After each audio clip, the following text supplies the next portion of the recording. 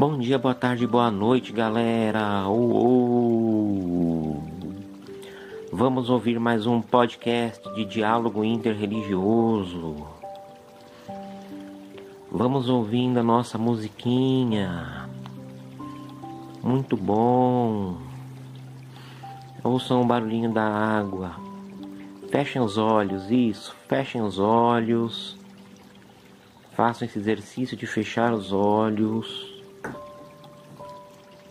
Imaginem algo azul. Inspira esse azul. Quando expirar, expira a cor cinza. Inspira azul.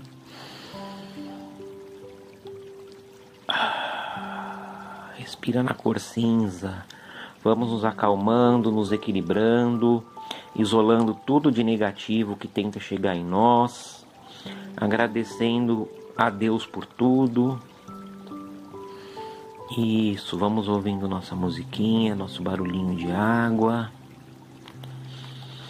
Vamos ler agora a prece de gratidão, porque nós temos muito a agradecer pelo apoio do lar, pelo amparo da escola, pela proteção do trabalho, pela alegria de servir, pela defesa da higiene, pelo aviso da experiência, pelo exercício da tolerância, pela capacidade de ser útil, pelo dom de discernir, pela força da paciência, pelo amigo que me socorre, pelo adversário que me instrui, pelos estímulos com que me conduzes, pelas provações com que me esclareces, pelas dificuldades com que me controlas, pela energia da esperança e por todas as bênçãos de amor que me proporcionas através dos entes queridos que me confias. Obrigado, meu Deus, que assim seja, graças a Deus. Muito bom, né, galera? Vamos lá, capítulo 2, página 66, o corpo em transformação. Já ouviram falar em culto ao corpo? Tem um verso, né? Preciso pedir aos deuses uma mente, espírito sadia e um corpo saudável. É a famosa máxima, mens sana in corpore sano, do poeta romano Juvenal, nascido no século I. Essa máxima é frequentemente repetida ao longo do tempo e nos ajuda a compreender a relação entre corpo, saúde e espírito para os greco-romanos. Só para vocês terem uma ideia como essa ideia de corpo são numa mente sã ficou famosa, aquela marca de artigos esportivos, né, a ASICS, é uma sigla que quer dizer isso, corpo são numa mente sã. E na concepção de várias tradições religiosas, a corporeidade também é revestida de importância, pois o corpo, compreendido em sua totalidade, é tido como a morada do sagrado. Nas narrativas mitológicas dos povos gregos, os deuses e os heróis tinham o corpo humano de uma beleza exuberante, a perfeição simétrica e a força arrebatadora, como a gente vê nas estátuas dos deuses gregos, né? Isso fez com que o povo da Grécia cultivasse esse sonho de ter o corpo como dos deuses, né? E por isso os gregos instauraram um verdadeiro culto ao corpo, né? Eles queriam ter o corpo dos deuses gregos, as mulheres queriam ter a beleza das deusas gregas, né? Tem aquela lenda também do Narciso, que se achava tão bonito que se apaixonou pela própria imagem num rio, né?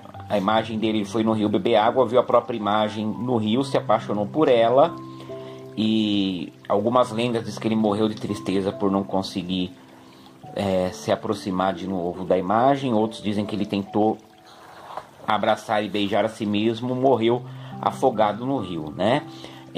A celebração aos deuses por meio de competições físicas expressava essa concepção do mundo politeísta dos gregos, né?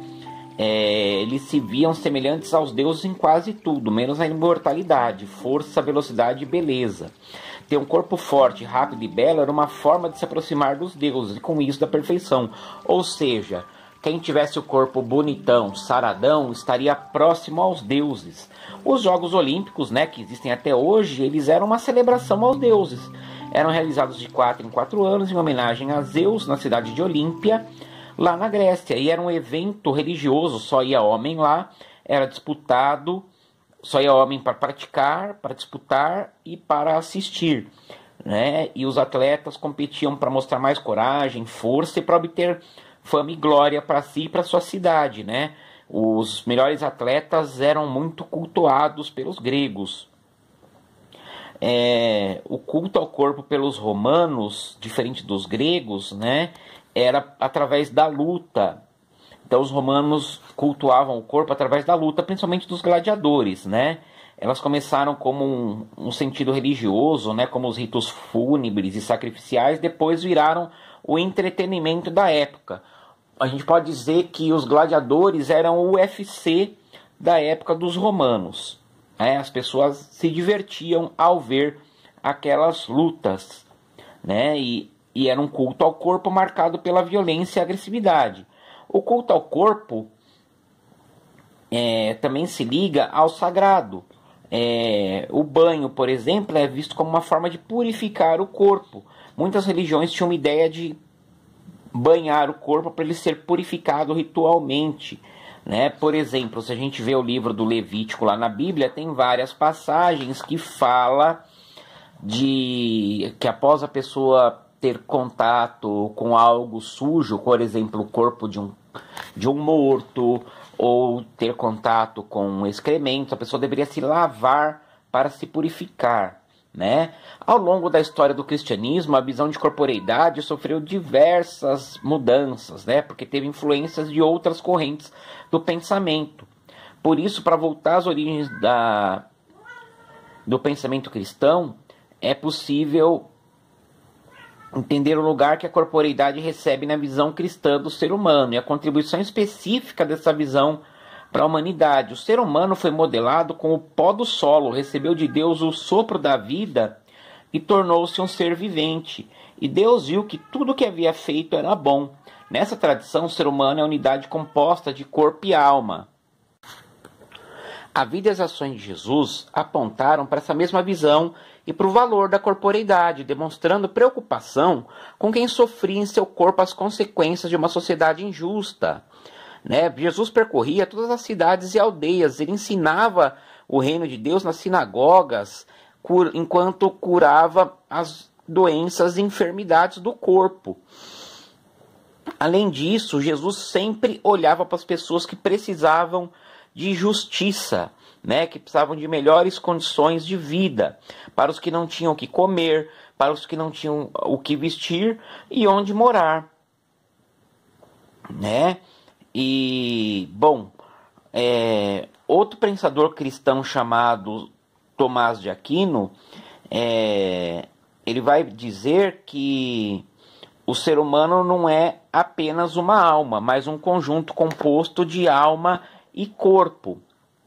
Para os seguidores das tradições religiosas de matriz africana, especialmente o candomblé, a corporeidade vai além da condição física ou estética. Nessa tradição, a corporeidade é vista como o principal elo entre o ser humano e o sagrado, pois o corpo ele é a morada dos orixás e a janela de comunicação entre a humanidade e as divindades. Para isso que se torne realidade, o corpo precisa estar fechado, ou seja, o corpo protegido do mal, precisa ter cuidado, precisa estar saudável, equilibrado, né? Se o corpo está desequilibrado, os adeptos do candomblé fazem os ebós, né? Eles fazem as oferendas para os orixás para equilibrar o corpo. E assim o corpo tem condições de ser instrumento para diversos rituais litúrgicos, além de ser um meio de transmissão do axé, que é a energia vital. No budismo, o corpo é visto como formado pelos 4 elementos, terra, ar, água e fogo. Por isso que ele é impermanente, ou seja, uma hora ele vai deixar de existir, porque ele passa por mudanças como envelhecimento, doença e morte. Nessa tradição, acredita-se que o ser humano passa por ciclo de reencarnação. O budismo do Tibete, né, ele ele designa corpo elu, que significa algo que você deixa para trás, né? O silu é a bagagem. Essa palavra reforça a ideia de que somos apenas viajantes, né?